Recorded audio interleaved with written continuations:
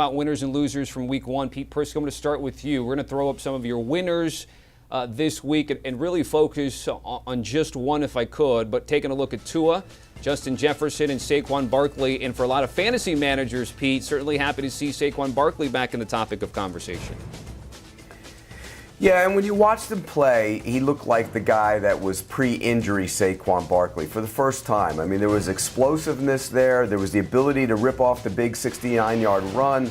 He just looked like the guy he was before the injury, the guy the Giants thought they were drafting when they drafted him as high as they did. Sure, it was probably a mistake to take him there because you don't take a running back in that position. But what he did on Sunday was big for this team, and it had to happen because they were struggling in a big way on offense until he ripped off the long run. And then he gets the game winner on the two-point play by just running over a guy. So it was good to see for Barkley. The Giants need that. And kudos to him for getting back into the type of shape and getting back on the field to his pre-injury ways. Shout out to Tua, that win over the Patriots, and of course Justin Jefferson and the Vikings victory over the Packers. Rick, let's get to your winners here from week one. Also, a few to highlight, although we'll target one, which is Patrick Mahomes. And they're going to miss Tyreek Hill at points this season, Rick, but they certainly didn't miss him in week one. No, and Patrick Mahomes is one of the best quarterbacks, if not the best quarterback in the league right now. I mean, he goes 30 for 39, 360 yards, 5 touchdowns. This is the 6th time in his career that he's thrown for 5 touchdowns or more. He spread the ball all around. It wasn't just focused on Tyreek Hill. You can see how many weapons they have on the offensive side of the ball. The biggest concern I have is they have to get Hardman more involved in it. He only was targeted or had 3 catches for 16 yards. He did have a touchdown. But for them to keep going like they're going to have to get him more involved in the offense. Pete, you want to jump in? Yeah, well, everybody talked all offseason about, how will Patrick Mahomes do? How will Patrick Mahomes do without his receivers? He has some receivers. There's some good receivers. Valdez-Scantling's a good player, but more than that, he has Andy Reid, and he's Patrick Mahomes. They weren't going to have any issues. They're going to be the same off. Yeah, Tyreek Hill is special. You have Kelsey, you have those receivers, and oh, by the way, you still have Patrick Mahomes and Andy Reid. You're going to be fine. Highlight Edwards-Helaire also balling out through week one. Let's get to your winners here from week one. Also, a few to highlight, although we'll target one, which is Patrick Mahomes. And they're going to miss Tyreek Hill at points this season, Rick, but they certainly didn't miss him in week one. No, and Patrick Mahomes is one of the best quarterbacks, if not the best quarterback in the league right now. I mean, he goes 30 for 39, 360 yards, 5 touchdowns. This is the 6th time in his career that he's thrown for 5 touchdowns or more. He spread the ball all around. It wasn't just focused on Tyreek Hill. You can see how many weapons they have on the offensive side of the ball. The biggest concern I have is they have to get Hardman more involved in it. He only was targeted or had 3 catches for 16 yards. He did have a touchdown. But for them to keep going like they're going to have to get him more involved in the offense. Pete, you want to jump in? Yeah, well, everybody talked all offseason about, how will Patrick Mahomes do? How will Patrick Mahomes do without his receivers? He has some receivers. There's some good receivers. Valdez-Scantling's a good player, but more than that, he has Andy Reid, and he's Patrick Mahomes. They weren't going to have any issues. They're going to be the same off. Yeah, Tyreek Hill is special. You have Kelsey, you have those receivers, and oh, by the way, you still have Patrick Mahomes and Andy Reid. You're going to be fine.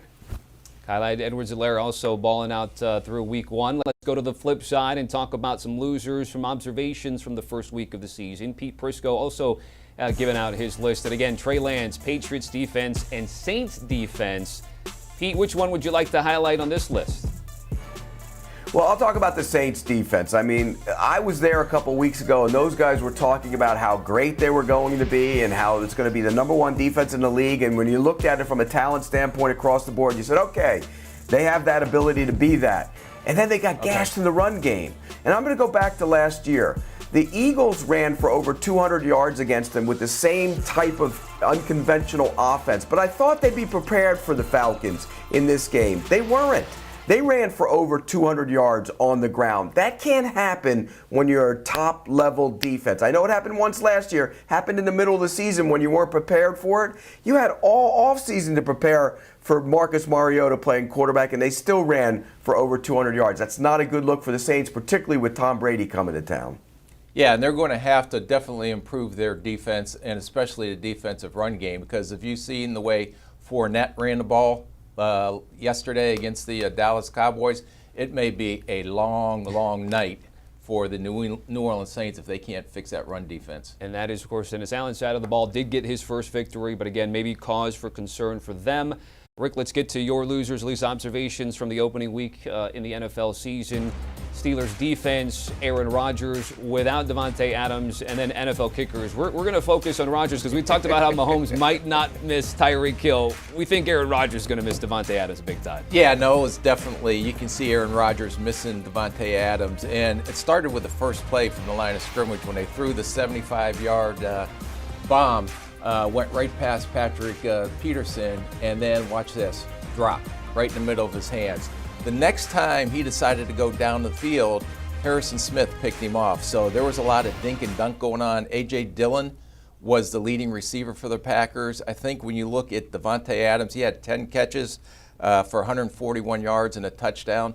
The Green Bay Packers receivers only had 120 yards total amongst all of them, and they were targeted less than Davante Adams was.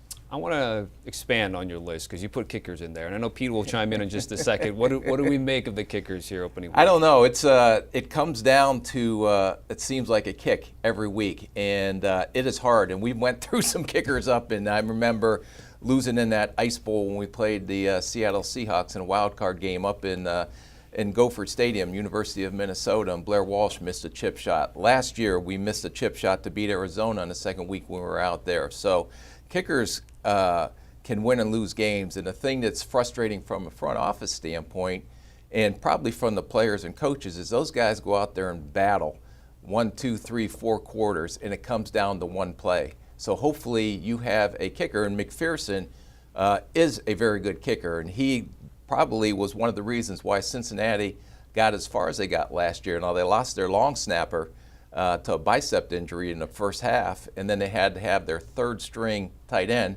come in and long snap and short snap on those kicks. And then it was a mixed extra point and then a hard pull to the left, kind of like Pete Prisco's golf shot that I've seen many a times, when he hooked it to the left, but it was a high snap, and the holder didn't get the ball down. Yeah, McPherson, Boswell, Blankenship. Pete, what do we make about the kickers? And these are good ones, too, not just guys off the street.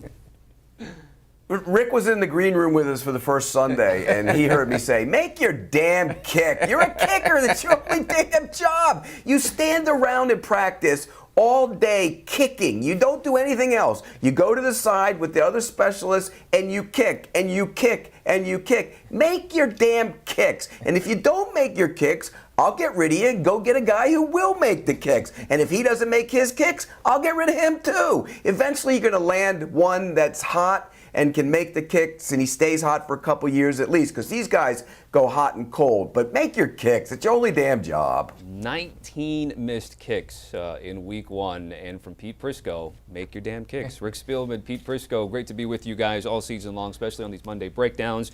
Want to remind everybody the Pick Six podcast, week one NFL recap. Of course, Dak being injured against the Bucs on Sunday Night Football. Steelers escaped the Bengals, and the Vikings taking care of the Packers. We did start the season with a tie. Host Will Brinson and the Super Friends, Ryan Wilson and John Breach on the latest pod.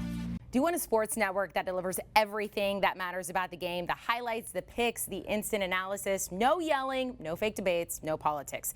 Hit the subscribe button and never miss a moment.